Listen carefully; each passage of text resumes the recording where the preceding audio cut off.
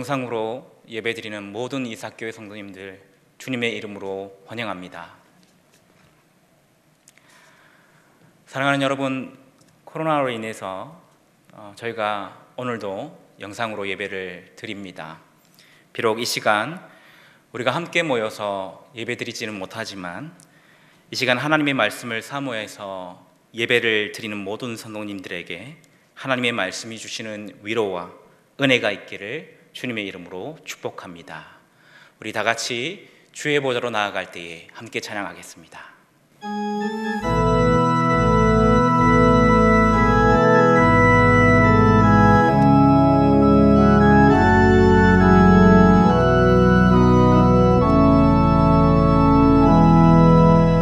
주의 보좌로 나아갈 때에 어떻게 나가야 할까? 나를 구원한 주의 십자가, 그것을 믿으며 가네. 자격 없는 내 힘이 아닌 오직 예수님의 보혈로, 자격 없는 내 힘이 아닌 오직 예수님의 보혈로, 십자가의 보혈 완전하신 사랑 힘입어 나아갑니다.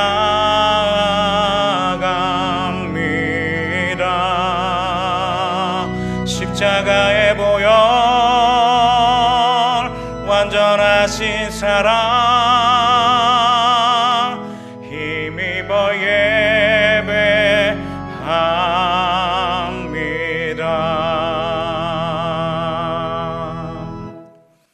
하나님 아버지, 오늘 이 시간 비록 코로나로 인해서 함께 모여서 예배하지는 못하지만 우리가 영상으로나마 예배드릴 때에 하나님이 예배하신 은혜를 경험하는 복된 시간이 될 수 있도록 인도하여 주시옵소서.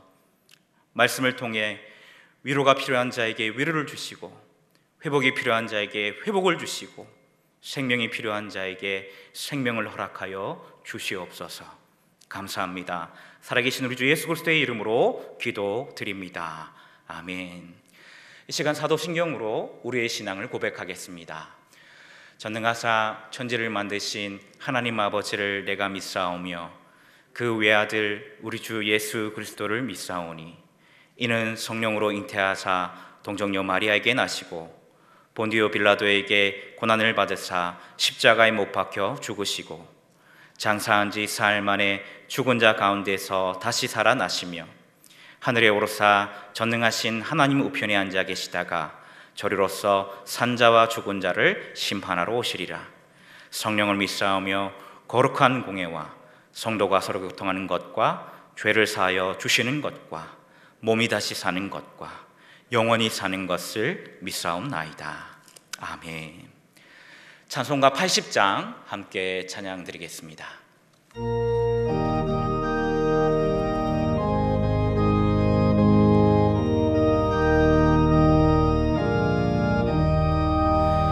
천지에 있는 이름 중 귀하고 높은 이름, 주 나시기 전 지으신 구주의 이름 예수. 주 앞에 내가 엎드려 그 이름 찬송함은 내 귀에 들린 말씀 중 귀하신 이름 예수. 주 십자가에 달릴 때 명패에 쓰인 대로 저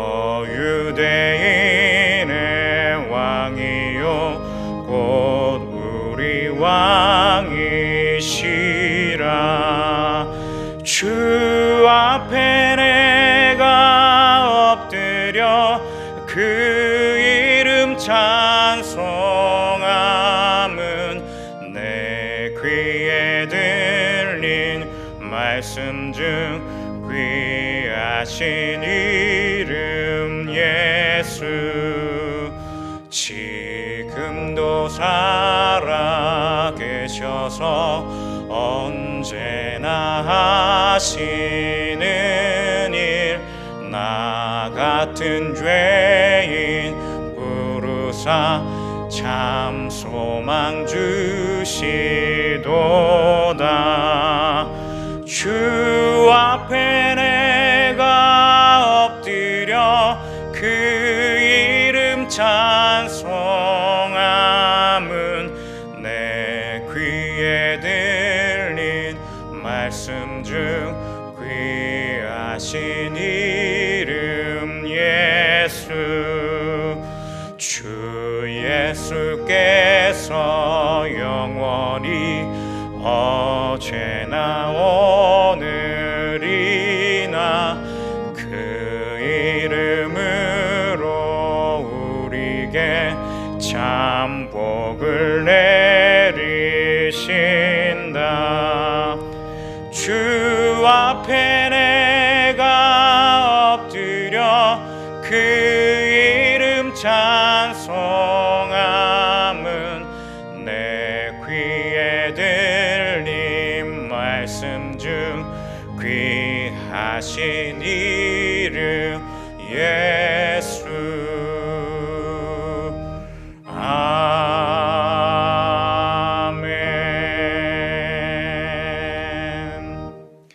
이 시간 우리를 대표해서 박호진 목사님께서 기도해 주시겠습니다.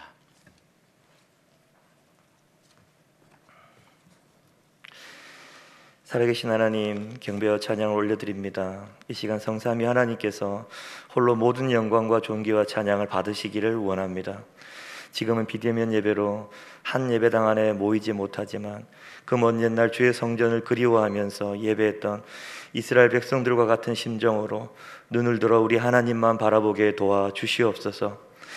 우리의 마음을 열어 하나님을 모셔드리게 하시며 믿음의 눈을 들어 하나님의 말씀을 보게 하여 주시옵소서.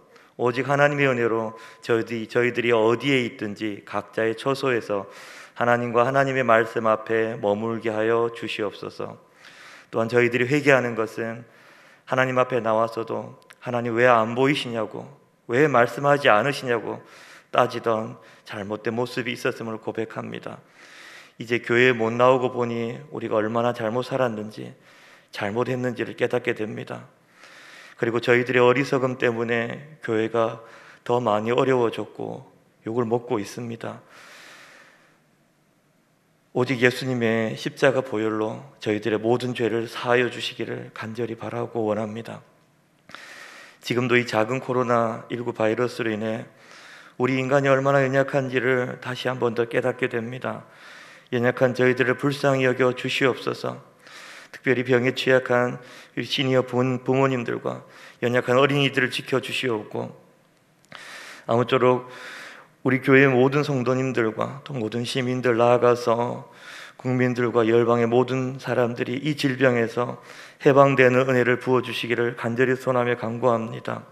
오히려 이 질병으로 모든 성도들이 한 걸음 더 성숙할 수 있도록 붙잡아 주시고, 온라인으로 지금도 예배하고 있는 성도들뿐만 아니라 다음 세대, 우리 영아부터 시작하여서 우리 청소년, 청년에 이르기까지 그들에게 하나님 앞으로 더 나아갈 수 있는 회복의 은혜를 허락하여 주시기를 간절히 원하며 간구합니다. 그럼에도 직장에서, 사업장에서 힘겨운 사투를 하고 있는 성도들을 불쌍히 여겨주시기를 간절히 소원하며 간구합니다. 그들에게 은혜를 더하여 주시옵소서. 코로나19 바이러스로 정말 이것을 방역하고 치료하는 일에 정부와 의료진들에게 지혜와 능력을 주시고 그들에게 하나의 합일점을 찾아서 우리 국민들을 잘 보호하게 하시며 백신과 치료제를 조속히 개발해 하루빨리 보급할 수 있는 길을 열어 주시옵소서.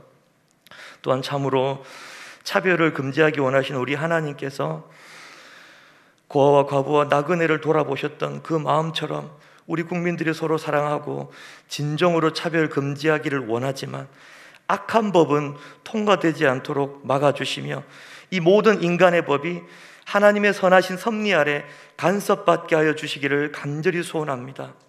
오늘도 예배를 통하여 하나님 말씀하여 주시고 남 목사님의 말씀이 사람의 말이 아니라 하나님의 지혜로운 말씀으로 들려지게 하시며 깨달을 수 있는 성령의 은혜를 더하여 주시기를 간절히 소원합니다.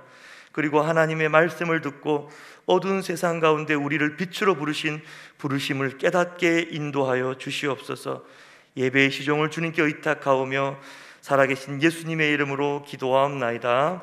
아멘.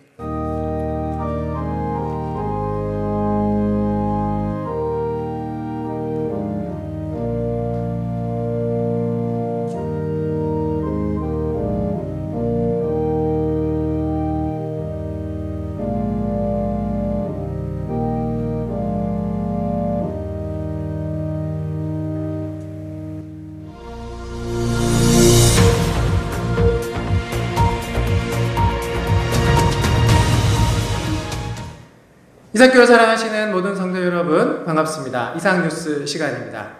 이번 주부터는 자주 뵙겠습니다. 코로나19 감염 예방을 위해 교회 모든 예배가 온라인으로 전환되었습니다.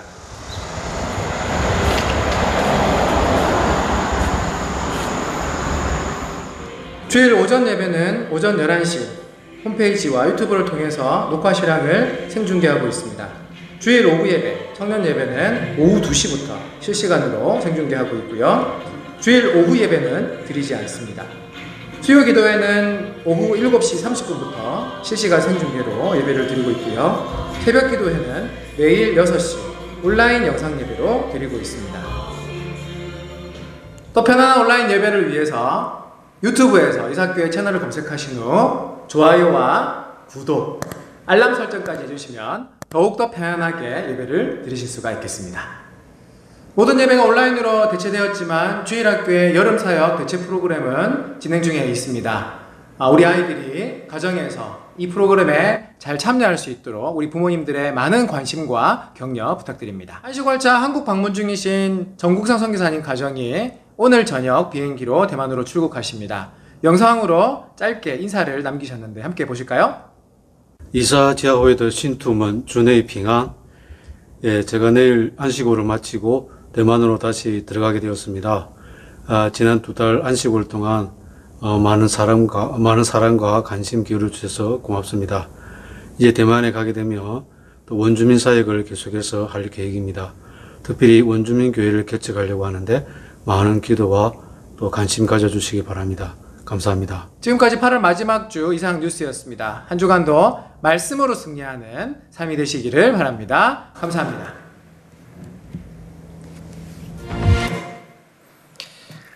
네, 감사합니다. 영상 뉴스가 아주 저희들에게 이해력을 잘 돕고 있습니다. 추가적으로 광고를 좀 드리겠습니다. 저희들이 코로나19 감염 예방을 위해서 지금 모든 공예배는 온라인으로 드려지고 있습니다. 참고해 주시길 바라고요. 다음 보여주시죠. 청년 말씀 축제가 오늘 2시부터 생중계로 진행됩니다. 우리 박영기 선교사님 오셔서 강의해 주실 텐데 우리 모든 성도님들이 또 온라인으로 동참해 주시고 또 기도해 주시면 감사하겠습니다.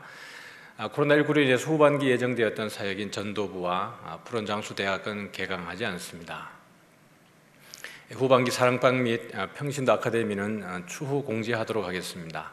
특별히 아카데미에 대해서는 저희들이 준비해서 9월 말이나 중순 정도에 오픈하기 위해서 준비하고 있습니다. 많은 기도 또 부탁드리겠습니다.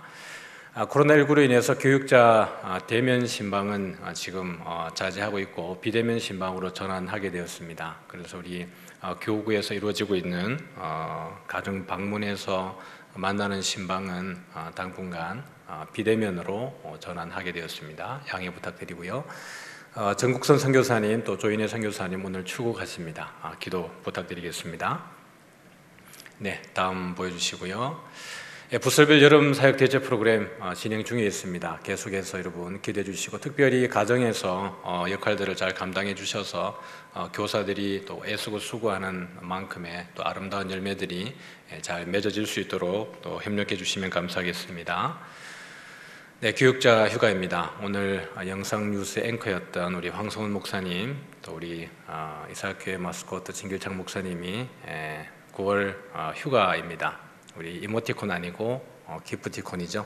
우리 휴가 잘 다녀주실 수 있도록 기도해 주시고, 또 맛있는 거 드시고 오실 수 있도록 여러분들이 또 잘 기도해 주시면 감사하겠습니다. 지금 이 상황이 이렇기 때문에 휴가를 지금 가도 어디 여러 곳에 다닐 수가 없고 가족들과만 보내야 되는 불편함이 있습니다. 그럼에도 불구하고 잘 충전하고 올 수 있도록 여러분들이 기도해 주면 감사하겠습니다. 교우동정입니다. 우리 이경연 집사님의 모친과 또 김세인 성도님의 부친께서 별세하셔서 또 장례 중에 있고 장례 은혜를 중에 또 잘 마쳤습니다. 성도 간의 교제와 또 위로에 계속 있길 바랍니다.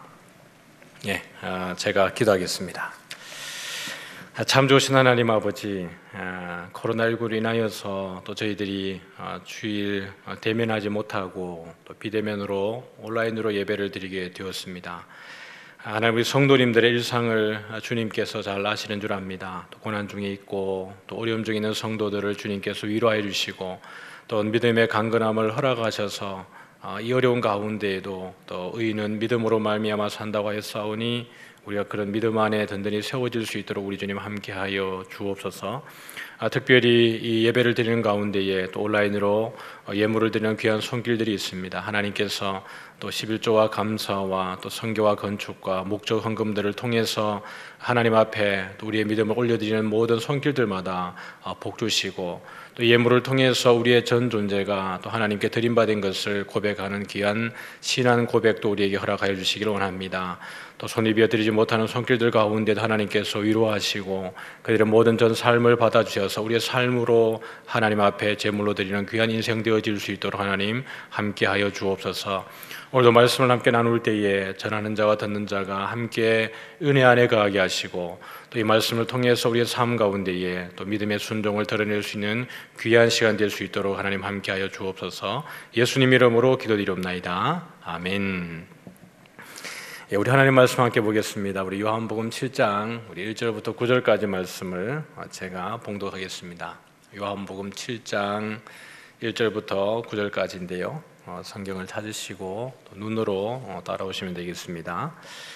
그 후에 예수께서 갈릴리에서 다니시고 유대에서 다니려 아니하심은 유대인들이 죽이려 함이러라. 유대인의 명절인 초막절이 가까운지라 그 형제들이 예수께 이르되 당신이 행하는 일을 제자들도 보게 여기를 떠나 유대로 가소서. 스스로 나타내기를 구하면서 묻혀서 일하는 사람이 없나니 이 일을 행하려 하거든 자신을 세상에 나타내소서 하니, 이는 그 형제들도 예수를 믿지 아니함이러라. 예수께서 이르시되 내 때는 아직 이르지 아니하였거니와 너희 때는 늘 준비되어 있느니라. 세상이 너희를 미워하지 아니하되 나를 미워하나니 이는 내가 세상의 일들을 악하다고 증언함이라.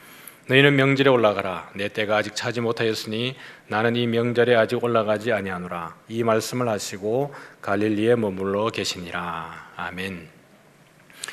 오늘은 초막절과 예수님에 대한 이야기를 여러분들과 함께 나누기를 원합니다.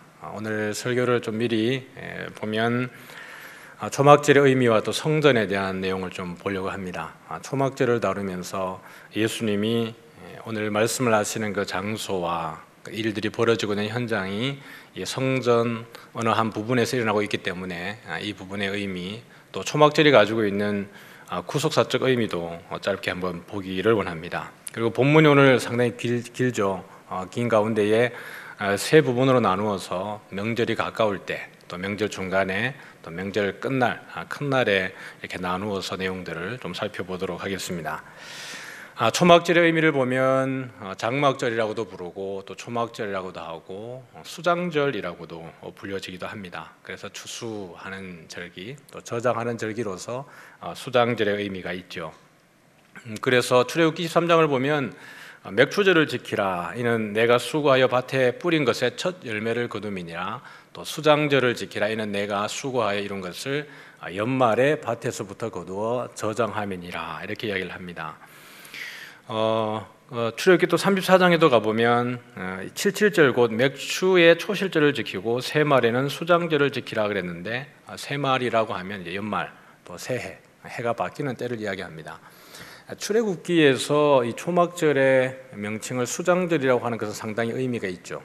왜냐하면 초막절이라고 해도 좋을 텐데 이미 이들이 가나안 땅에 들어갔을 때에 누리게 되는 풍요, 이것을 미리 하나님이 이스라엘 백성들에게 말씀하고 있다는 것은 상당히 고무적이고 또 축복의 메시지입니다. 하나님이 이 일들을 이루실 것이다라는 것이죠. 실질적으로 초막절을 지키는 시기는 이들이 가나안 땅에 들어갔을 때 초막절을 지키게 되어지는 것이고, 하나님께 주신 그 풍성한 수확을 맛보면서 오히려 광야의 고난을 그들이 기념하는 절기가 이 초막절이 되어집니다.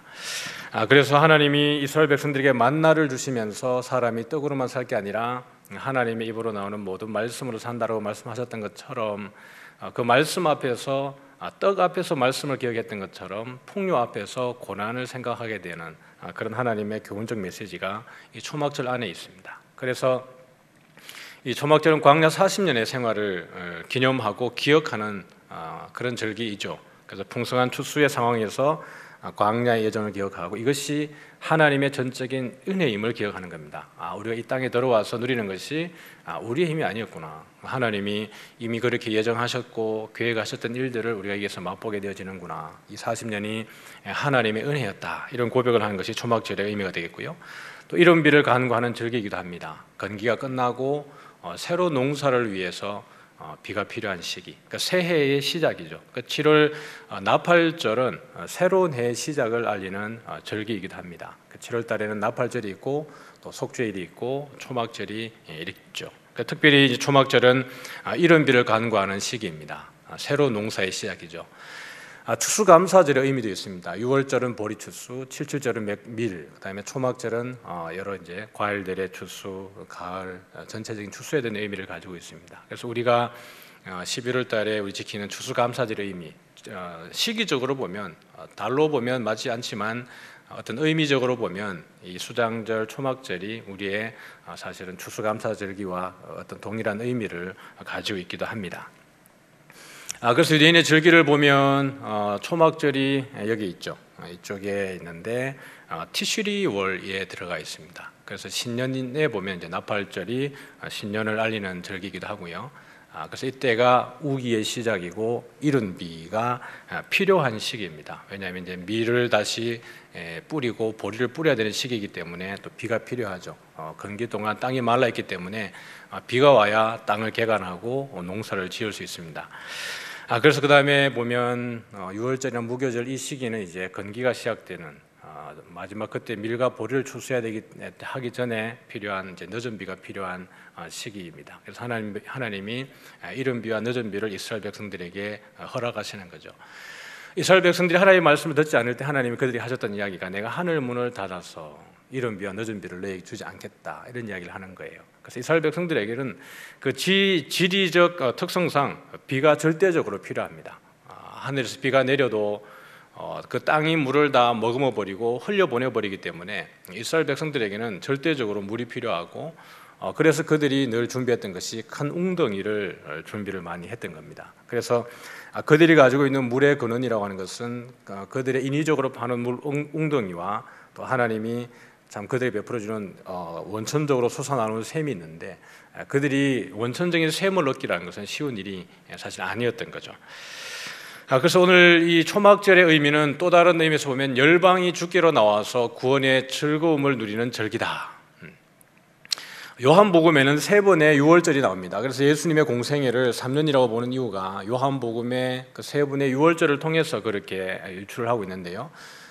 독특하게 등장하는 것이 오늘 초막절입니다. 초막절은 그럼 요한복음에서 어떤 의미로 등장을 할까?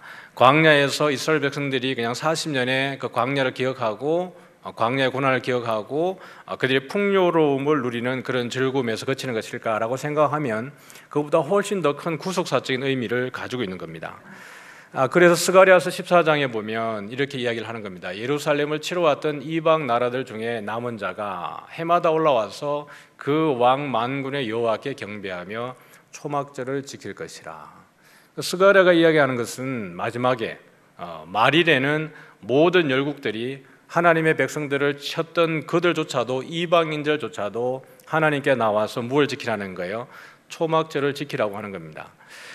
결국 마지막에는, 끝날에는, 그래서 이제 이때는 예수님이 오늘 요한복음 7장에서 명절 끝날에 외치게 되는 이 외침과 스가랴의 이 외침은 사실 상당히 연결되어져 있습니다. 단순히 예수님이 거기에서 유대인들에게 또 이스라엘 백성들에게 내게로 와서 물을 마시라라고 하는 것이 단순 하나의 퍼포먼스가 아니라 이 선지자적인 예언의 성취라고 볼 수 있는 것이죠.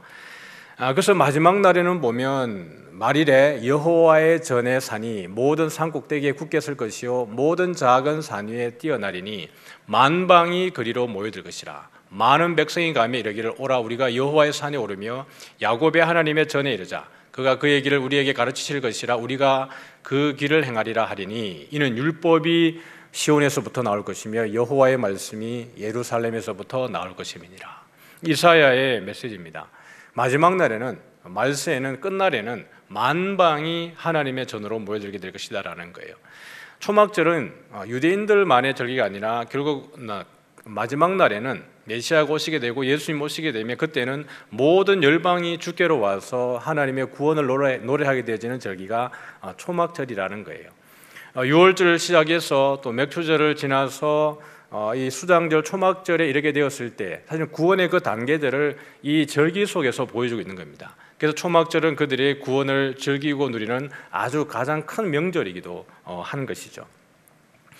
그래서 오늘 초막절을 이해하기 위해서 필요한 것이 성전에 대한 이해가 좀 필요하죠. 공교롭게도 감사하게도 이 주일 설교하고 수요일 날 진행되는 내용이 아주 이렇게 서로 잘 연결이 되어지는 것 같아요. 오는 주 수요일에도 모세의 노래 그 후반부를 보면 제가 해야 되는 이야기가 이 성전에 대한 이야기가 포함이 되어져 있습니다. 그래서 오늘 이 내용을 좀 여러분들이 눈여겨 보시면 이게 예루살렘에 대한 이제 그림인데요. 이 가운데에서 헤롯 성전이 이쪽에 위치되어져 있습니다. 이걸 좀 더 확대해 보면 헤롯 성전에서 오늘 보게 되어지는 것이 번제단의 위치를 좀 확인해 둘 필요가 있습니다. 이쪽에 안쪽에 성소 밖에 마당에 번제단이 있죠. 헤롯 성전과 솔로몬 성전의 크기를 비교해 볼 때 헤롯 성전이 얼마나 크게 지어졌는지 알 수 있겠죠. 헤롯이 유대인의 환심을 사고 그들의 마음을 달래기 위해서 헤롯 성전을 아주 크게 현란하게 잘 지었습니다. 여기에서도 번제단을 보면 이쪽에 위치해 있고 또 솔로몬 성전에서도 번제단은 이 바깥쪽에 있습니다. 지속적으로 제가 지금 여러분에게 뭘 보여드리고 있냐 그러면 번제단의 위치를 보여드리고 있는 겁니다. 오늘 초막절의 행사가 이 번제단 중심으로 이루어지고 있기 때문에 그렇습니다. 이 번제단은 여기에 위치를 하고 있습니다. 그래서 초막절을 지키는 방식을 한번 보게 되면 이것을 이제 제가 보여드렸던 번제단의 위치를 제가 그냥 임의적으로 그려서 여러분에게 시각적으로 도움을 드리기 위해서 그려놓았습니다. 성수가 있고 성수라는 것은 지성소와 성수를 제가 통틀어서 그냥 성수라고 표시를 했습니다. 그리고 밖에 제단이 놓여 있죠. 여기 보면 시내 버드나무 가지를 잘라서 제단 남서쪽 기퉁에 세웠다 그래요. 그래서 여기 보면 시내가에 있는 버드나무 가지를 잘라서 거기에 세워놓은 겁니다.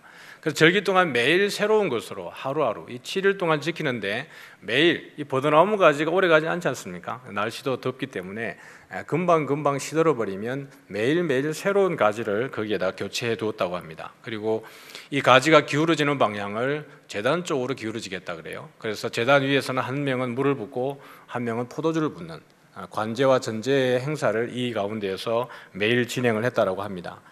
그리고 매일 제단 주위를 한 바퀴씩 돌았는데 시계 반대 방향으로 매일 한 바퀴씩을 돌았고요. 그래서 4가지 식물을 가지고 이 초막절을 지켰다고 합니다. 아름다운 나무 실과와 종려나무 가지와 무성한 나무 가지와 신의 버들을 가지고 지켰다고 레위기 23장 40절에 그렇게 이야기를 합니다. 그러면서 이들은 시편 118편 25절을 암송하면서 돌았다라는 거예요. 여호와여 구하옵나니 이제 구원하소서. 여호와여 우리가 구하옵나니 이제 형통하게 하소서라는 겁니다. 우리가 잘 알고 있는 이제 구원하소서라고 하는 것이 호산나라는 거예요. 여호와여 구하옵나니 이제 구원하소서. 호산나. 호산나. 우리가 들어봤죠. 이 호산나를 외치는 것은 초막절 행사의 아주 중요한 부분이기도 한 겁니다. 그리고 일곱째 날은 주일을 7바퀴 돌릴 때, 이때에 예수님이 생수의 강에 대한 오늘 요한복음 7장 37절과 38절의 메시지를 전하는 것이 이 일곱째 날 이들이 주일을 7바퀴 돌 때에 아마 일어났던 일 같습니다. 끝날이니까요. 또한 평소에는 이 제단주에는 여기는 제사장의 뜰이기 때문에 제사장들만 출입을 합니다. 평소에는. 그러나 초막절은 누구든지 출입이 가능한 거예요. 어린아이, 남녀, 노소할 것 없이 누구든지 들어와서 여기에서 이 절기를 즐기고 구원을 노래했던 날이 이 초막절인 겁니다. 그러니까 유대인들에게 아주 중요한 날이 이 초막절 행사고, 하나님의 구원의 완성, 하나님이 온전히 이루신 구원을 함께 즐기는 날이 이 구원인 겁니다. 초막절인 거죠. 이때 드리는 제물은 민수기 29장을 보면 7일 동안 드리는 제물에 대해서 잘 나열을 하고 있는데요. 29장에 들어가 보면 똑같은 제물을 그날 첫째 날부터 7째 날까지 똑같은 숫자로 배열을 하고 있습니다. 그 가운데 황소의 숫자가 하루에 한 마리씩 줄어드는 것을 볼 수 있죠. 그래서 결국에는 7일 동안 드리는 숫자가 70마리라고 이야기를 합니다. 그래서 랍비들은 이 말을, 이 70마리를 창세기 10장에 있는 열방의 숫자와 같다, 이렇게 이야기를 한다는 거예요. 그래서 모든 민족을 위한 예물들이 드려지고 하나님의 복이 모든 민족에게로 흘러가는 그 은혜가 이 초막절 제사 때에 포함되어 있다고 이야기를 하는 겁니다. 그래서 제물의 특징은 완전수 7의 반복이라는 거예요. 황소도, 숫양도, 어린 양도, 숫염소도, 그 다음에 소재에 대한 드리는 모든 숫자조차도 7의 배수로 형성되어 있다고 이야기를 하는 겁니다. 그래서 완전수의 반복은 완성을 의미한다, 이렇게 그 뒤에 보기도 합니다. 그래서 오늘 본문으로 여기까지 우리가 이제 초막절에 대한 내용, 성전에 대한 내용을 연결해서 일을 했는데, 이제 오늘 7장에 들어가는 본문 가운데 있는 내용들을 그럼 어떻게 해석을 해야 되는지 같이 보도록 하죠. 그래서 처음에 말씀드렸던 것처럼 명절이 가까울 때와 명절 중간 때에 명절 끝날에 행하시는 예수님의 그 행동들을 우리 본문을 전체적으로 좀 살펴보면서 내용을 보도록 하죠. 그래서 명절이 가까울 때 보면 예수께서 갈릴리에 다니시고 유대에 다니려 아니하시면 유대인들이 죽이려 함이라 그랬습니다. 그리고 유대인의 명절인 초막절이 가까운지라 그랬죠. 스가랴서를 보니까 말일에는 나중에 어떻게 합니까? 하나님의 백성을 치던 이스라엘 백성을 치던 이방인들조차도 여호와께 나와서 경배하고 초막절을 지키라 그랬는데, 7장에서 소개되어지는 이 초막절은 누구의 초막절이에요? 유대인의 명절인 초막절입니다. 그러면서 1절에 이 유대인들을 어떻게 소개하고 있냐 그러면 예수님을 죽이려 하는 사람들로서 유대인을 소개하고 있습니다. 그러니까 요한은 이 초막절을 유대인들의 명절인 초막절로 제한시키고 있는 거예요. 유대인들은 철저하게 그것을 열어두고 모든 사람들의 초막절로 인식시키는 게 아니라 그들이라고 하는 것은 종교적인 율법적인 틀에 매여져 있는 형식적인 그런 유대인들만의 초막절로 지키고 있다라는 이야기를 고발해주고 있는 거예요. 그리고 그들은 예수님을 죽이려 했던 자들인 거죠. 이때만 해도 예수님의 형제들도 예수를 믿지 않았다는 것을 보여주고 있습니다. 예수님께 이야기하기를 드러내놓고 빨리 유다로 올라가십시오. 그리고 당신이 하는 일들을 많은 사람들에게 드러내어서 모든 사람들이 알게 하십시오라고 이야기를 한 거예요. 그때도 예수님의 형제들은 예수를 믿지 않았죠.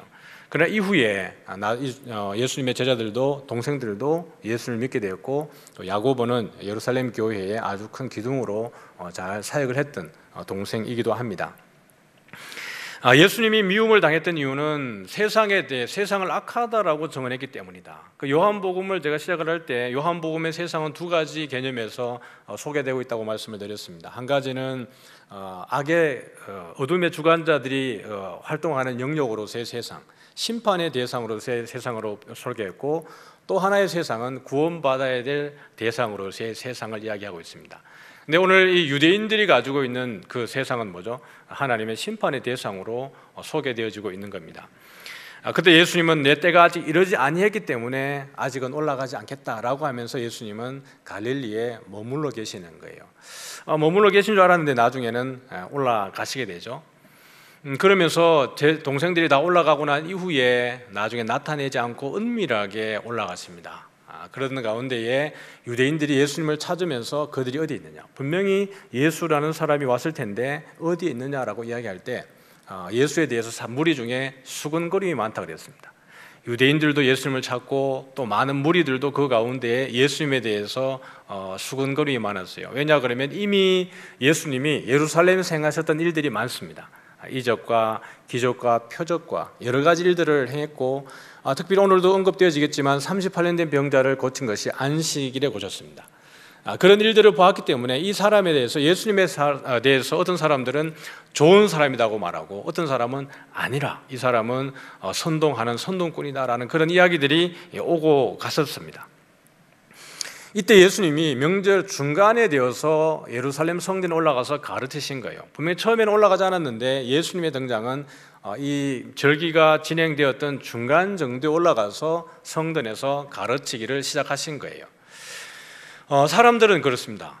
이 예수를 우리가 알고 있는데 이 사람은 도대체 어디에서 이걸 배웠는가? 이 사람 목수의 아들이고 그다음에 배움이 그렇게 탁월하지 않다고 배웠는데 이 사람들을 어디에서 어디 배웠지? 이렇게 얘기하는 거예요. 나중에 이 교훈 때문에 바리새인과 제사장들이, 대제사장들이 사람들을 보내서 예수님을 잡아오도록 시키는 거예요. 나중에 이 7장의 말미에 가면 왜 예수님을 잡아오지 않았냐라고 이야기할 때 이 보냄 받은 사람들이 한 얘기가 이같이 말하는 사람을 우리가 본 적이 없습니다라고 이야기를 해요. 그만큼 예수님의 가르침과 교훈이 그 서기관과 바리새인들과 제사장들보다 훨씬 더 탁월한 교훈을 가지고 있었다는 것을 보여주고 있죠. 예수님은 이 부분에 대해서 나를 보내신 이로부터 내가 받은 교훈이다라고 이야기를 합니다. 당신을 드러낸 것이 아니라 나를 보내신 이가 그렇게 나에게 교훈했고 나는 그분의 말을 하고 있는 것이다. 그래서 나를 보내신 이는 참되신 이다라고 이야기를 하는 겁니다. 그분이 누구세요? 우리 그들이 말하는 여호와입니다. 하나님이 나를 보내셨고 나는 그분이 보냄을 받아서 왔고 그래서 내 교훈은 참되고 그분도 참되다라고 이야기를 하고 있는 것이죠. 그래서 모세가 너에게 율법을 주지 아니했느냐? 너희 중에 율법을 지키는 자가 없도다. 너희가 어찌하여 나를 죽이려 하느냐라고 했더니 그들이 하는 말이 당신이 귀신 들렸습니다. 누가 당신을 죽이려 합니까? 이렇게 얘기해요. 우리 1절에서 봤죠. 1절에서 보면 유대인들이 어떻게 했습니까? 예수님을 죽이려 했어요. 2장에 가보면 우리가 이미 지나왔지만 6월절에 예수께서 예루살렘에 계시니 많은 사람이 그의 행하시는 표적을 보고 그의 이름을 믿었으나 예수는 그의 몸을 그들에게 의탁하지 아니하셨으니 이는 친히 모든 사람을 아시며 또 사람에 대하여 누구의 증언도 받으실 필요가 없으니 이는 그가 친히 사람의 속에 있는 것을 아셨습니다. 그러니까 예수님은 이미 유대인들의 속을 다 꿰뚫어 보고 있는 거예요. 그래서 너희들이 지금 나를 죽이려고 하는 거 아니냐라고 이야기할 때 유대인들은 그 속내가 들킨 거죠. 그러면 하는 얘기가 당신이 귀신 들렸다. 우리는 당신 죽이려고 한 적이 없다. 이렇게 얘기하는 거예요. 그러나 예수님은 이미 그들의 속마음을 다 꿰뚫어 보고 계셨고 실제로 요한복음 7장 1절에서는 그 말을 했습니다. 유대인들이 그들을 예수님을 죽이려 했다. 그리고 그들만의 초막절을 지키고 있었다라는 것을 보여주고 있는 거예요. 예수께서 말씀하시기를 내가 한 가지 일을 행하며 너희가 다 이로 말미암아 이상히 여긴다라고 합니다. 이 한 가지 일이 뭐예요? 사실 이 앞에 있었던 일이죠. 이미 예루살렘에 와서 베데스다 연못에서 38년 된 병자를 안식일날 고쳐낸 일, 이 일 때문에 그들이 논쟁이 생겼고 예수님이 하시는 그 모든 일들을 통해서 야 네가 하나님과 동등됨으로 이기는 거냐 이렇게 그들이 해석을 했던 부분이 있었던 겁니다. 그런데 이것을 너희들이 지금 이상하게 여긴다라는 거예요. 모세가 너에게 할례를 행했으니라고 이야기하면서 괄호 안에 집어넣었죠. 할례는 모세에게서 난 것이 아니요 조상들에게서 난 것이다. 그러므로 너희가 안식일에도 사람에게 할례를 행하느니라. 할례는 모세가 준 율법이 아닙니다. 모세가 그 백성들에게 이렇게 할례를 행해야 된다라고 준 게 아니고 누가 준 거죠? 사실 하나님이 아브라함과 맺었던 언약이에요. 근데 이들이 이 율법을 지키기 위해서 모세의 율법을 지키기 위해서 어떻게 합니까? 안식일에도 할례를 행한다라는 거예요. 그러면서 모세의 율법을 범하지 아니하려고 사람이 안식일에도 할례를 받는 일이 있거든. 내가 안식일에 사람의 전신을 건전하게 한 것으로 너희가 내게 노여워하느냐라는 겁니다. 모세를 알았더라면 나를 믿었다라고 이야기하셨는데 너희가 모세부터 가르침을 받았고 그럼에도 불구하고 내가 한 이 일을 안식일 했던 이 일 때문에 나를 이상하게 여기는데 사실은 할례는 모세가 준 게 아니야라고 예수님이 그들에게 이야기를 하고 있는 거예요. 그러고 보면 유대인들이 생명같이 여겼던 게 뭐냐 그러면 할례와 안식일이죠. 그러면 할례와 안식일 가운데에 이 유대인들이 더 중요하게 여겼던 것은 뭐예요? 할례입니다. 8일 만에 행하는 할례를 이 안식일 지키는 것보다 더 엄중하게 지켰다는 것을 보여주고 있는 거예요. 그러면서 예수님이 내가 너희들이 그 사람에게 율법에 정한 바 할례 행하는 것을 지키기 위해서 너희들이 안식일까지 범했는데, 안식일이 그 위치에 처해져 있는데 내가 안식일에 사람을 살리는 것이 잘못됐느냐? 그러니까 너희들이 외모로 판단하지 말고 공의롭게 판단하라는 것은 예수님이 행하는 그것 때문에, 예수님에 대해서 부정적인 생각 때문에 그것을 외면하지 말고 그 일들에 대한 본질을 바라보라는 이야기입니다. 하나님이 원하시는 율법의 본질이 뭔지를 보라라는 거예요. 그래서 할례의 기원과 대상을 보면 할례는 실질적으로 아브라함과 하나님이 맺은 겁니다. 하나님이 아브라함에게 약속하신 것이죠. 그래서 하나님이 또 아브라함에게 이르시되 그런즉 너는 내 언약을 지키고 내 후손도 어떻게 합니까? 대대로 지키라 그랬어요. 그러면서 이것은 나와 너희 사이의 언약의 표정이니라.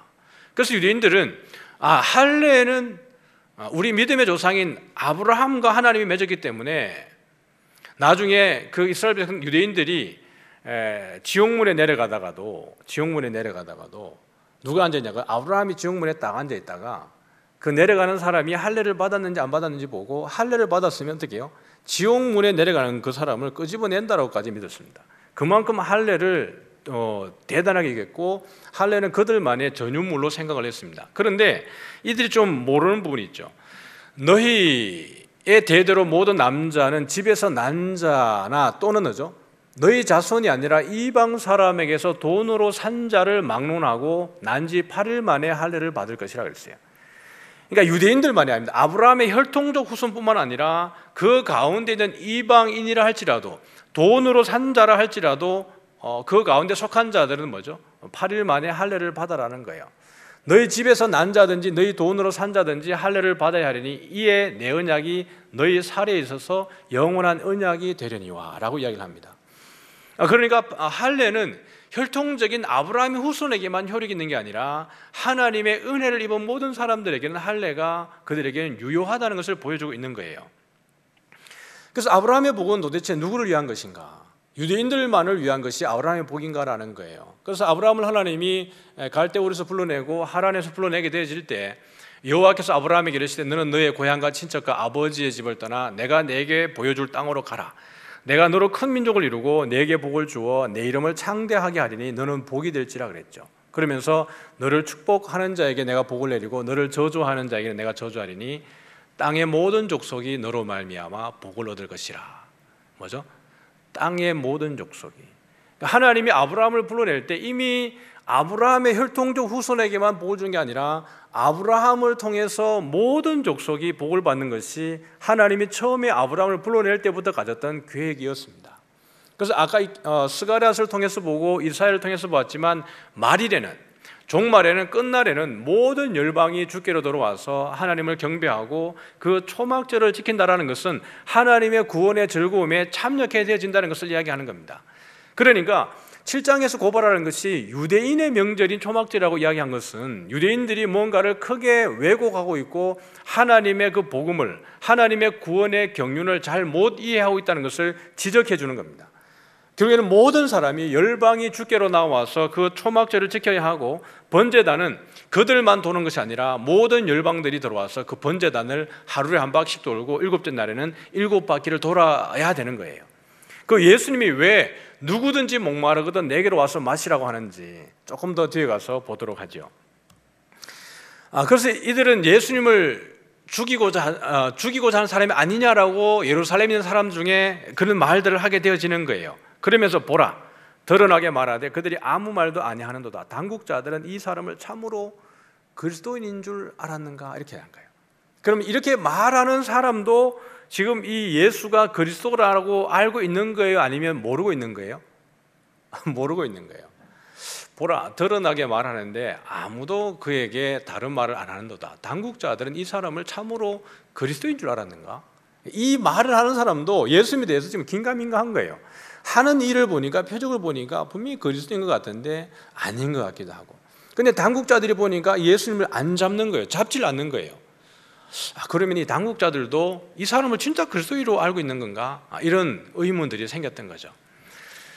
예수께서 이제 성전에 가르쳐서 외쳐 이르시는 거예요. 여러분 그 복음서에서 보면 예수님이 외쳐 이르시는 곳이 거의 등장하지 않습니다. 예수님은 항상 무리들을 가르칠 때 이르시되, 가르쳐 이르시되 이렇게 표현을 해요. 그런데 예수님이 외쳐서 이르시는 것은 이 공간복음서나 요한복음서에 통틀어서 몇 번 나오지 않습니다. 검색을 해보면. 근데 예수께서 성전에서 가르치시며 외쳐 이르시되 너희가 나를 알고 내가 어디서 온 것도 알거니와 내가 스스로 온 것이 아니라 나를 보내신 이는 참되시니 너희는 그를 알지 못한다. 이렇게 한 거예요. 나는 나누니 이는 내가 그에게서 났고 그가 나를 보내셨습니다. 그러면 왜 예수님이 여기서 외쳐 이르셨을까요? 이후에 명절 끝날에도 외쳐 이르시거든요. 지금 명절 중간에도 외쳐 이르시고 명절 끝날에도 외쳐 이르시는데요. 초막절에 굳이 외쳐 이르시는 거예요.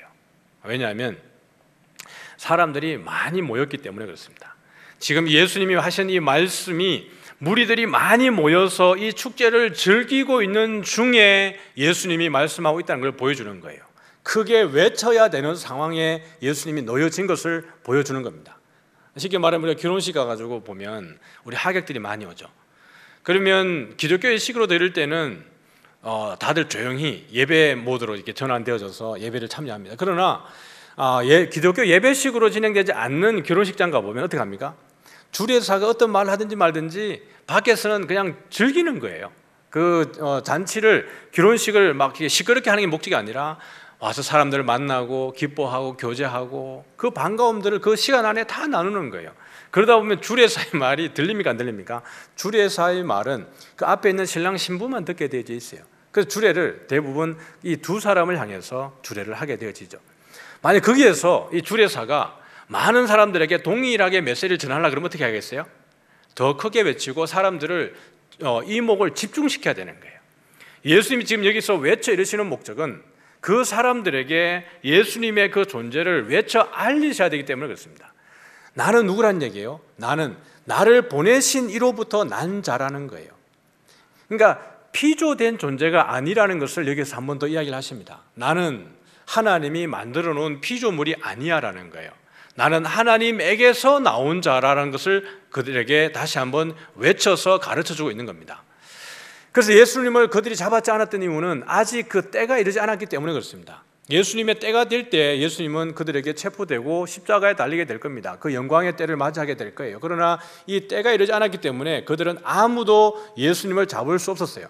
많은 사람들이 이럴 때에 이가 그리스도이기 때문에 잡지를 못하는가라고 했는데 예, 그리스도 맞아요. 그러나 그들이 잡지 못했던 이유는 하나님의 때가 이르지 않았기 때문에 잡을 수 없었던 겁니다. 예수님이 할 수만 있었다 그러면 잡히실 때 어떻게 말씀하죠? 12영도도 되는 그 군대를 보내어서 천사들을 보내어서 그 로마 병사를 다 멸할 수 있다라고 하는 거예요. 예수님이 굳이 그렇게 하지 않는 이유는 성경을 응하게 하기 위해서 그렇게 잡히시는 것뿐입니다. 그래서 이 사건들도 오늘 보면 하나님의 때가 되지 않았기 때문에 예수님이 잡히지 않는 거예요. 그래서 무리 중에 많은 사람이 예수님을 믿게 되는 겁니다. 여기서 예수를 믿었다라는 것은 예수님을 주님으로 영접하는 이들이 많아졌다라는 거예요. 예수님의 어떤 속에요? 외쳐 이르시는 상황 속에서 예수님을 믿는 자들이 많이 생겼다라고 이야기합니다. 그래서 그리스도께서 오실지라도 그 행하실 표적이 이 사람이 행한 것보다 더 많으랴 없다는 얘기예요. 이분이 그리스도가 맞다는 이야기를 하고 있는 겁니다. 그러면서 내가 너희와 함께 조금 더 있다가 나를 보내신 이에게로 돌아가겠다는 거예요. 예수님이. 사람들이 자꾸 수군거리니까 대제사장들과 바리새인들이 어떻게 합니까? 32절 보니까 그를 잡으려고 아랫 사람들을 보낸 거예요. 그래서 나중에 말미에 가보면 이 사람들이 돌아왔어. 바리새인과 제사장들이 그들이 말하기를 왜 안 잡아왔냐라고 이야기할 때 이들이 하는 얘기가 이와 같이 말하는 사람을 본 적이 없습니다 라고 그들이 이야기를 해주는 거예요. 예수님은 그렇게 가겠다는 거죠. 너희가 나를 찾아도 만나지 못할 것이요 나 있는 곳에 오지도 못하리라. 그러니까 예수님은 이미 하나님이 계신 그 하나님의 보좌 우편에서 내려오셨던 분이고 이미 오르락 내려가시고 그 보좌에 계신 분이 예수님입니다. 그들은 절대로 대제사장들과 바리새인들, 여기도 보면 대제사장들이 돼 있잖아요. 이 대제사장들이 있을 수 있습니까? 없습니까? 대제사장은 들이 될 수 없어요. 대제사장은 한 명이어야 돼요. 이때는 이미 종교가 돈으로, 금전으로 이렇게 매매되는 그 상황이었습니다. 그러니까 정치화되어 있는 거죠. 그러니까 이들의 종교성은 어둠 가운데 그대로 있는 겁니다.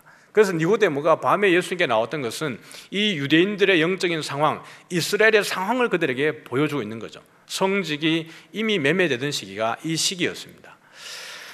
그들은 절대로 예수님에게로 올 수 없죠. 유대인들이 서로 묻는데 하는 이야기가 도대체 이 말이 뭐냐? 찾아도 못 만나겠고 그 있는 곳에 오지도 못하고 말하는데 도대체 이건 무슨 말이냐? 이해할 수 없죠. 하늘의 일을 말하는데 어떻게 하늘의 것을 이해하지 못하는데 땅의 것을 어떻게 이해하겠습니까? 이들의 현실입니다. 이제 드디어 명절 끝날, 그 큰 날이 다다른 거예요. 명절 끝으로 왔습니다. 여기서도 예수님께서 어떻게 합니까? 서서 외쳐 이르시되. 여기와 7장과 12장 이외에는 예수님이 외쳐 이르시는 것이 없습니다. 그러니까 명절 끝날이니까 이때는 이들이 이 제단 주위를 몇 바퀴 돌았다고요? 7바퀴를 도는 거예요. 호산나를 외치면서 7바퀴를 돌 때에 여러분 그 번갈아 돌지 않았겠어요? 이 사람들 7바퀴 돌고 나가면 다른 사람들이 들어와서 돌고 지속적으로 이 성전 주변은 떠들썩한 시장판이 됐을 겁니다. 그 잔치의 자리, 환호의 자리, 찬송의 자리, 이 자리가 바로 이 번제단 주위에서 일어난 일들이었을 겁니다. 그러다 보니까 예수님께서 외쳐 이르지 않을 수 없는 상황인 거예요. 조용히 할 수 없는 상황입니다. 왜냐하면 주구장창 지속적으로 시끄러운 것이기 때문에 그래요. 그래서 예수님이 하신 얘기가 누구든지 목마르거든 내게로 와서 마시라. 나를 믿는 자는 성경에 이런 것 같이 그 배에서 생수의 강이 흘러나오리라. 그러니까 왜 예수님이 7번을 도는 명절 큰 날에 끝날에 이 외침을 하시는지 아시겠죠? 아까 이 초막절을 지키는 방식을 봤을 때 남서쪽에다가 버드나무 가지를 세워놓고 매일매일 거기에 물을 주었던 거예요. 그건 하나의 퍼포먼스입니다. 그 잘라놓은 버드나무 가지에 물을 붓는다고 이 버드나무 가지가 살겠습니까? 죽어요. 메말라요. 그러면 그 다음날 또 새로운 가서 새로운 걸 세워놓고 물을 붓고 또 그 다음날 새로운 거 가져와가지고 세워놓고 또 물을 붓고 하는 거예요. 그게 무슨 의미냐 그러면 버드나무 가지는 물이 없으면 살 수 없는 가지입니다. 그러므로 그 버드나무 가지를 세워놓고 매번 물을 주는 것은 매일매일 필요한 것이 뭐예요? 물이에요. 이 물이라고 하는 것은 그들의 영적인 목마름을 해결해주는 물이기도 하지만 그들에게 실질적으로 새로운 농번기를 시작하게 해야 되기 때문에 하나님 이제 이런 비를 주셔야 됩니다라고 하는 하나의 기우제 같은 역할도 이 초막절을 가지고 있었습니다. 그러니까 너희들에게 매번 와서 이 7일 동안 매일 물을 붓고 7일째 이런 잔치를 하지만 그럼에도 불구하고 이것은 메마르고 목마른 그런 하나의 퍼포먼스에 지나지 않는다라는 거예요. 이걸 잘 보여주었던 것이 뭐죠? 요한복음 4장에 사마리아 여인과 예수님과의 대화 속에 있습니다. 내가 주는 물을 마시는 자는 영원히 목마르지 아니하리니 내가 주는 물은 그 속에서 영생하도록 솟아나는 샘이 되리라 이렇게 얘기했죠. 또한 우리 6장에 가보면 오병이어의 기적을 풀어 해석하실 때 예수께서 이르시되 나는 생명의 떡이니 내게 오는 자는 결코 줄이지 아니할 터이요 나를 믿는 자는 영원히 목마르지 아니하리라. 그러니까 실질적으로 이들이 하고 있는 것은 뭐예요? 그림자를 붙들고 있는 거예요. 예수님께서 하나님이 그들에게 절기를 주신 것은 절기가 온전한 게 아니라 절기는 오는 것에 대한 그림자입니다. 온전한 실체가 오면 그 모든 그림자들은 사라지게 되고 사람들은 그림자를 바라볼 게 아니라 실체를 바라봐야 되는 거예요. 그럼에도 불구하고 이들이 지속적으로 이 초막절을 지킬 때에 예수님이 짜잔하고 등장해서 뭐죠? 온전한 초막절은 누구에게 있는 거예요? 예수님 안에서 온전한 초막절이 완성되어진다는 것을 보여주는 거예요. 그래서 예수님이 외쳐 이르시되 누구든지 목마르거든 누구에게로 오는 거예요? 내게로 오라고 이야기하는 겁니다. 여기서 물을 매번 부어주는 이 퍼포먼스를 통해서 너희들이 초막절을 매년 지키면서 이제는 그 실체를 바라볼 때가 됐다라는 거예요. 누구예요? 예수님 당신을 이야기하는 겁니다. 그래서 이 초막절에 예수님이 서서 외치는 것은 우리에 대한 간절한 초대입니다. 나에게로 오라는 거예요. 내가 여기 왔으니 너희들은 이제 다른 데로 가지 말고 나에게로 와. 그러면 너희들이 영원히 목마르지 않을 거야 라고 이야기를 하는 거예요. 그러면서 예수님은 이미 이 가운데서 당신의 죽으심과 부활과 승천과 당신이 그렇게 하게 되었을 때에 또 다른 우리에게 목마르지 않게 하실 어떤 일을 예비하셨는데 그게 누구예요? 성령에 대한 이야기를 하시는 거예요. 이는 그를 믿는 자들이 받을 성령을 가리켜 말씀하신 것이라. 예수께서 아직 영광을 받지 아니하셨으므로 성령이 아직 그들에게 계시지 아니하니라. 다시 말하면 예수님이 돌아가시고 십자가에서 구속을 완성하시고 난 이후에야 성천하시고 나서 보혜사 성령께서 오신다라는 이야기를 하고 있는 거예요. 그러므로 구원의 완성은 예수님의 십자가의 죽으심과 보혜사 성령님의 이 땅에 오심으로 인해서 그 구원이 우리에게 온전하게 임하게 되고 그 구원을 누리게 되어진다라는 거예요. 그러므로 예수 안에 있는 모든 사람들에게 성령의 임재 내재까지도 이 초막절 가운데에 보여주고 있는 것을 봅니다. 영원히 목마르지 않는 은혜, 누구를 통해서 가능하죠? 성령 하나님의 은혜로 인해서 오늘도 우리는 목마르지 않는 은혜를 누릴 수 있다는 거예요. 그래서 오늘 보면 이들은 지금 그림자를 붙들고 있는 거예요. 실체가 왔음에도 불구하고 그림자를 붙들고 있는 것인데, 골로새서 2장에 보면 그러므로 먹고 마시는 것과 절기나 초하루나 안식일을 이유로 누구든지 너희를 비판하지 못하게 하라. 이것들은 뭐죠? 장래일의 그림자이나 몸은 그리스도의 것이니라. 이 모든 절기들은 다 그림자이지만 실체는, 몸이라는 말은 실체는 그리스도라는 얘기예요. 그러므로 이 모든 것들에 매이지 말고 누구를 보라는 거예요? 그리스도를 보고 그리스도 안에 거하라는 거예요. 그래서 바울의 글의 가장 핵심 키워드는 뭐예요? 그 안에입니다. 그리스도 안에, 예수 안에라는 이야기예요. 히브리서도 동일한 이야기를 하죠. 그들이 섬기는 것은 하늘에 있는 것의 모형과 그림자라. 모세가 장막을 지으려 할 때 지시하심을 얻음과 같으니 이르시되 삼가 모든 것을 산에서 내게 보이던 본을 따라 지으라 하셨느니라. 우리가 이 성전에 대해서, 성막에 대해서 날 공부하게 되면 알게 되겠지만, 성막은, 성전은 실체가 있어요, 없어요? 성전은 실체가 사실은 없습니다. 그런데 그것을 하나님의 백성들에게 시각적으로 보여주고 교보제로 보여주고 그들의 삶의 현실 가운데 인지할 수 있게 하기 위해서 하나님이 은혜로 그들에게 모형과 그림자를 준 것이지, 그들이 가지고 있는 성막이나 성전은 실질적인 실체가 아닙니다. 그건 하나의 그림자에 지나지 않아요. 실체는 오늘 어린 양인 예수님이고 우리 하나님이고 성령님인 줄 믿습니다. 그래서 오늘 이 성령에 대해서는 우리 요한복음 14장과 15장과 16장에 언급되어 있죠. 그래서 14, 15, 16장은 보혜사 성령에 대한 장입니다. 그만큼 세 장에 언급되어 있다는 것은 성령의 역할이 얼마나 중요한지, 오늘 말했던 이 성령이 우리에게 얼마나 대단한 분인지를 보여주는 거예요. 그래서 내가 아버지께 구하겠으니 그가 또 다른 보혜사를 너희에게 주사 영원토록 너희와 함께 있게 하리니 그는 진리의 영이라, 이렇게 합니다. 그는 너희와 함께 가시며 또 너희 속에 계시겠습니다. 영원히 우리와 함께 하시는 분이 보혜사 성령이에요. 내가 아버지께로부터 너희에게 보낼 보혜사 곧 아버지께로부터 나오시는 진리의 성령이 오실 때에 그가 나를 증언하실 것이요. 성령의 가장 중요한 기능은 예수님에 대한 증거입니다. 우리가 예수님 안에 거하게 되고 예수님을 믿게 되어지고 예수님을 누리게 하는 것이 성령의 은혜예요. 그래서 너희가 내 안에 거하라라고 이야기할 때 그것은 단순히 형식적인 거하라가 아니라 성령님을 통해서만 우리가 예수님 안에 거할 수 있다는 것을 보여주는 거예요. 그러나 진리의 성령이 오시면 그가 너희를 모든 진리 가운데로 인도하시리니 라고 이야기를 합니다. 말씀을 정리하죠. 초막절은 유대인들이 섬기던 단순히 유월절과 77절과 맥주절, 유대인들이 1년에 반드시 3번 지켜야 되는 절기 중 한 가지 정도로 그런 종교적인 행사에 지나지 않는 절기가 아닙니다. 이 초막절의 구속적 의미는 우리 모든 민족들이 실질적으로 저와 여러분도 아브라함의 혈통적 후손이 아니잖아요. 전혀 낯선 이방인들입니다. 이 초막절이 갖는 의미는 마지막 날에는 그가 오게 되면, 그리스도가 오시게 되면 모든 민족이 하나님께로 나아가서 구원의 즐거움을 누리게 되는 것을 보여주는 절기가 바로 초막절입니다. 이 절기를 통해서 오늘 예수님 우리에게 어떤 분인가를 보여준 것이 이 7장의 내용이라고 볼 수 있겠습니다. 한번 정리해보죠.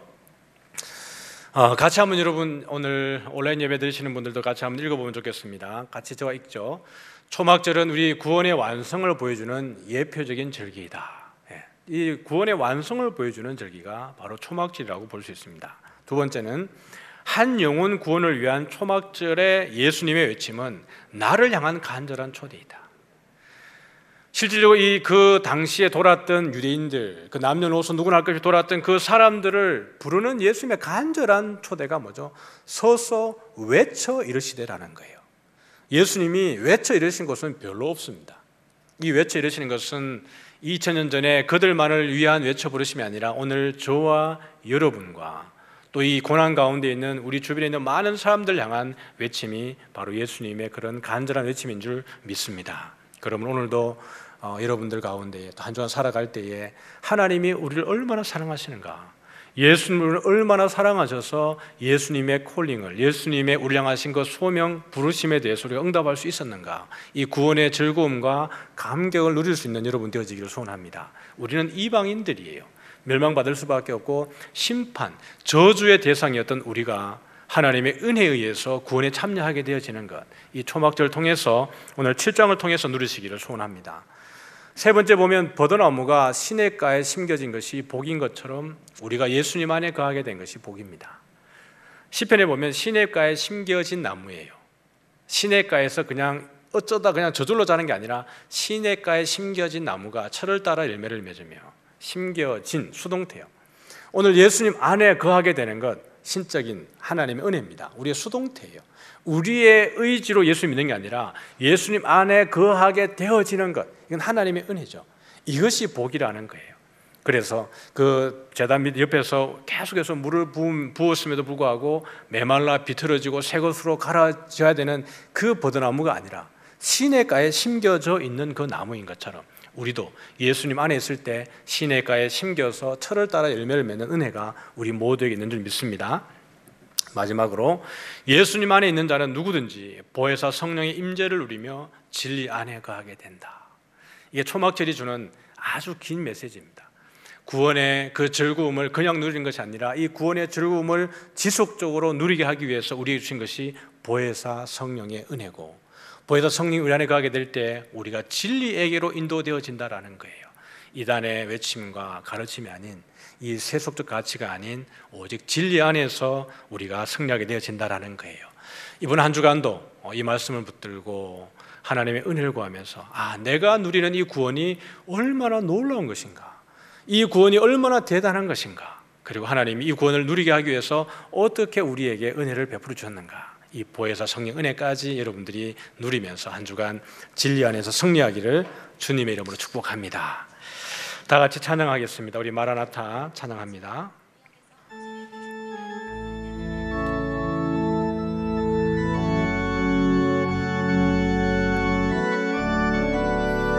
마라나타 주 예수여 어서 오시옵소서. 마라나타 주 예수여 어서 오시옵소서. 땅의 모든 끝 모든 족속, 땅의 모든 끝 모든 족속 주를 찬송하게 하소서. 주를 찬송하게 하소서. 마라나타 주 예수여 마라나타 주 예수여 어서 오시옵소서. 모든 열방이 주께 돌아와, 모든 열방이 주께 돌아와 춤추며 경배하게 하소서. 우리 주님 다시 오실 길을 만들자. 우리 주님 다시 오실 길을 만들자. 십자가를 들고 땅 끝까지 우린 가리라. 우리 주님 하늘 영광 온 땅 덮을 때 우린 땅 끝에서 주를 맞으리. 마라나타 마라나타 마라나타. 아멘. 주 예수여 오시옵소서. 마라나타 마라나타.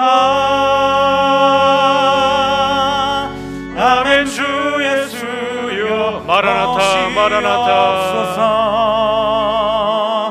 마라나타 마라나타 아멘. 주 예수여 오시옵소서. 마라나타 마라나타 아멘. 주 예수여 오시옵소서.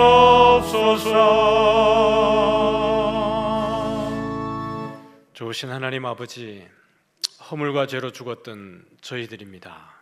혈통적으로 보면 아브라함과 전혀 상관없는 이방인에 지나지 않고 저주와 멸망 가운데 빠져야 될 저희들임에도 불구하고 하나님의 창세전에 준비하신 경륜을 따라서 저희들이 하나님 안에 거하게 하시고 예수 안에 거하게 하셔서 오늘 이 초막절의 즐거움, 구원의 감격과 즐거움 속에 참여할 수 있도록 초대하여 주셔서 감사합니다. 우리가 한 것이 아무것도 없음에도 불구하고 여전히 죄인의 상태에 머물러 있음에도 불구하고 우리들을 향하여서 서서 외쳐 부르시는 그 예수님의 초대 안에 저희들을 불러주신 것 감사합니다. 그러므로 하나님 아버지, 한 주간 살아갈 때에 우리의 삶이 고단하고 힘들고 슬프고 외롭고 억압 가운데 눌려 있다 할지라도 천지를 지으신 창조자이신 예수님 안에 거함으로 인하여서 구원의 감격과 즐거움을 가지고 있기 때문에 하나님 이것을 이겨낼 수 있게 하여 주옵소서. 성령 하나님을 보내주셔서 우리를 진리 가운데로 인도하셨기에 그 감사로 또 한 주간 그렇게 승리할 수 있도록 도와주시기를 원합니다. 우리의 상황이 아무리 절망적이라 할지라도 하나님의 나라를 소유하고 누리는 우리들이기 때문에 더 믿음으로 승리할 수 있도록 우리 주님 선한 길로 인도하시고 주의 의의 길로 인도하여 주옵소서. 지금은 우리 주 예수 그리스도의 은혜와 하나님 아버지의 크신 사랑과 성령님의 교통하심이 오늘도 서서 외쳐 이르시는 그 예수님의 구원의 초청 앞에 감사함으로 나아가며 오늘도 우리가 삶의 모든 고단함과 어려움 중에 억눌림과 아픔 가운데 있다 할지라도 이 초막절의 구원의 완성과 즐거움을 온전히 누리고 그렇게 성령의 은혜 가운데 진리 안에서 승리하기를 다짐하고 나아가는 사랑하는 모든 성도들 머리 위에 이제로부터 영원토록 함께 있을지어다. 아멘.